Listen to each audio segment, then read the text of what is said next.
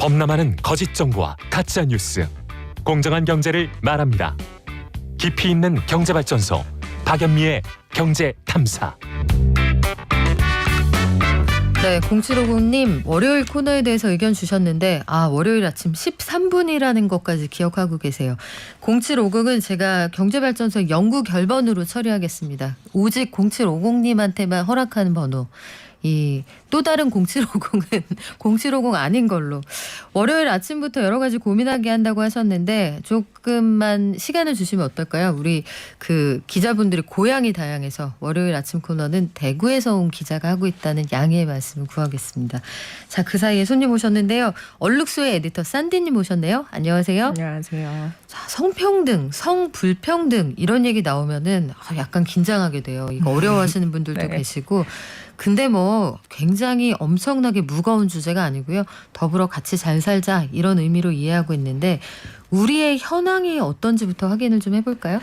네, 뭐 현황이 지표에 따라서 달라지다 보니까 조금 헷갈리는 면이 있는데요. 국제사회에서 어떤 지표는 세계 11위권이다라고 이야기하기도 하고 또 어떤 지표로는 102위권이다라고 해서 차이가 굉장히 많이 나고 있는 상황입니다. 그래서 오늘은 어떤 지표를 읽어내는 것이 좀 더 정확한 방법인가, 그리고 지표를 읽을 때는 어떻게 읽는 것이 우리가 헷갈리지 않을 수 있는 방법일까에 대해서 같이 알아보고자 가지고 와봤습니다.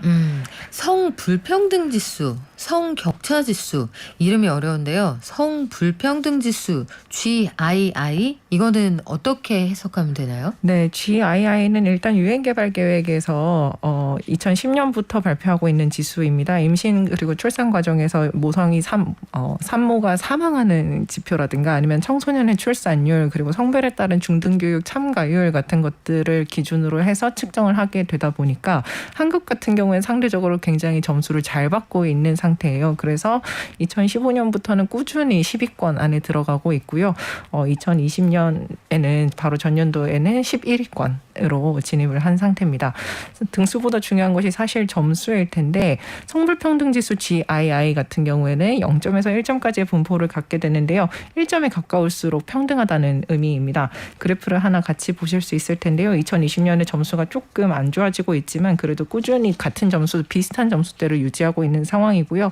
한국은 0.064점이고 1위 국가 같은 경우에는 스위스로 측정이 되는데 거의 0점에 가깝고요. 2위가 덴마크, 3위가 스웨덴입니다. 1점에 가까울수록 불평등하다 이런 뜻이죠? 네, 맞습니다. 자, GII 추이를 보면은 한국의 현황이 크게 달라진 것 같지는 않습니다. 그런데 성불평등 지수 GGI라는 게 있다고 하는데 그건 어떻습니까? 네, GGI 같은 경우에는 한국을 102위권이다라고 평가했던 바로 그 지표이기도 한데요. 이 GGI 같은 경우에는 경제 참여라든가 경제적인 성취는 어떤지 그리고 정치의 권한 등은 또 어떠한지를 좀 종합적으로 평가를 하고 있습니다. 여기에서 이거 역시 0에서 1점까지의 점수를 갖게 되는데 이게 또 헷갈리는 게 GII 앞서 소개해드렸던 지표 같은 경우에는 1점에 가까울수록 불평등하다라는 뜻인데 GGI는 반대로 1점에 가까울수록 평등하다라는 뜻이 됩니다. 그래서 해석을 하실 때 반대로 해석을 하셔야 되는 게 되고요. 두 번째 그래프를 같이 보여드리려고 하는데요. 점수가 꾸준히 상승되고 있는 모습을 볼 수가 있습니다. 이게 올라갈수록 평등하다는 뜻이기 때문에 한국 사회의 평등도는 조금 더 좋아지고 있는 상황이다라고 하는 것이고요. 다만 측정된 156개 국가 중에서는 102위에 머무르고 있는 상황이다라고 보실 수 있겠습니다. 근데 사실 118위까지 떨어졌었어요. 아, 그래요? 네, 그래서 118위까지 떨어졌다가 102위까지 다시 올라가고 있는 상황이다라고 보실 수 있고요. 1위 같은 경우에는 아이슬란드, 2위와 3위가 각각 핀란드와 노르웨이, 유럽권 국가들입니다. 등수가 중요한 거예요? 아니면은 지수가 무엇을 나타내느냐 요걸 보는 게 중요한 거예요? 사실 느낌이 오시겠지만 등수 자체를 보시는 것보다는 어떤 지수인지를 확인을 하시면서 이제 지수의 내용들을 같이 보시는 게 더 중요하고요. 가장 좋은 것은 앞서 보여드렸던 것처럼 지수의 시계열적인 추세, 어떤 모습을 보이고 있는지, 그래서 오르고 있는지 떨어지고 있는지를 보는 게 더 좋고요. 그리고 지수들 간을 비교하는 것이 또 중요합니다. 그래서 어떤 어떤 지수는 좋아졌는데 어떤 지수는 나빠졌다라든가 지수 간의 관계를 같이 읽어내시는 게 더 좋을 것 같고요. 하지만 한국 사회에서는 또 어떤 게 더 중요한 문제일까를 같이 고민하시는 게 또 필요하실 수 있을 것 같습니다. 그래서 한국 사회의 특수성을 고려한 지수들을 같이 함께 보려고 하는 것이 국제사회 지수를 보실 때는 더 중요한 방법이 될 수 있겠습니다. 네, 속보 하나 전해드리고 갈까요? 오늘 오전 8시 45분경 대통령을 지낸 전두환 씨가 사망했다는 소식 들어와 있습니다. 관련 보도 내용 속보로 속속 들어오고 있는데요. 종합되는 대로 다시 한번 전해드리겠습니다. 자, 성평등 지수로 돌아가 볼까요? 우리나라에도 성평등을 고려한 여러 가지 지수가 있습니다. 어떤 게 있을까요? 가장 대표적으로 말씀드릴 수 있는 게 2009년에 개발된 국가성평등 지수입니다. 정말 한국 사회를 고려를 해서 굉장히 종합적으로 설계가 되어 있는 지수인데요. 그 내용이 매우 다양한데 빈곤 인구의 성비는 어떻게 되는지, 장애인 고용률에 있어서 성별에 따른 차이는 없는지, 공적연금 가입자가 성별에 따라서 차이가 나지는 않는지, 강력범죄 피해자 수, 여가 시간 같은 것들을 전부 다 종합적으로 고려를 한 지수가 하나가 있습니다. 세 번째 그래프를 잠깐 보여드릴 수 있을 것 같은데요. 점수는 전체적으로 또 증가하고 있는 상태예요. 그러니까 성평등해지고 있다라고 평가가 되고 있는 상황이고요. 다만 안전 분야 그리고 문화 분야 이렇게 두 개 분야에 있어서는 오히려 점수가 떨어지고 있는 상황입니다. 그래서 이 두 개 분야에 있어서는 정책 설계를 할 때 좀 더 세심한 설계가 필요하다라고 말씀드릴 수 있을 것 같습니다. 네, 저희가 관련된 그래프는 유튜브를 통해서도 안내를 하고 있는데 이런 것도 정치권에서 좀 눈여겨봤으면 좋겠다 이런 생각도 들고요. 나아지고 있지만 아직 충분히 만족스러운 수준까지 올라가지는 못했다 이렇게 파악이 되는데요. 성평등 지수 관련 보도 아니면은 여러 가지 지수가 말씀하신 것좀 헷갈리기도 하고 등수만 중요한 게 아니다라고 하는데 종합적으로 좀 균형 있게 이 사안을 볼 수 있는 방법은 없을까요?